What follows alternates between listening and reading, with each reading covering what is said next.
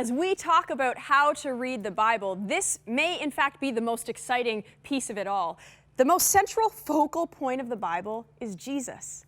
See, for those of us who are Christians, Christians are people who say that they're following after Jesus. The Bible is the best way that we have to get to understand and to learn the life of Jesus. So let's take some time to understand exactly how we see Jesus in the Bible. The most obvious place for this is the New Testament. That's the second half of the Bible. And there's some books in there that contain the accounts of when Jesus actually lived and walked on this earth.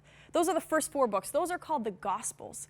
But see, those are the only 4 books that are accounting when he actually was on this earth. But the beautiful thing is that we see that Jesus is being pointed to since the very first page.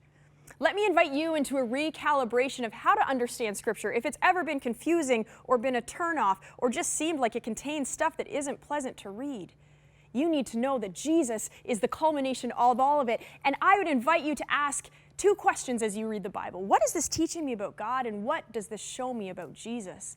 Because when we start to see things this way, we can understand more richly maybe that stuff that got us stuck earlier. The rules, the history lessons, the obscure passages, it's all about him. And when we encounter him, everything else starts to make sense. There's one example for a minute that I want to talk about that maybe is familiar to you, even if you've never read anything from the Bible. You likely are familiar with the 10 Commandments. This might be the most famous set of rules that we've ever seen. And if we choose to see these just as rules, we might be tempted to think, in order to be good enough, I have to make sure I don't break these rules. But the thing is, when we look at what Jesus did with these rules, later on when he comes, he talks about these rules. And he sort of flips the script.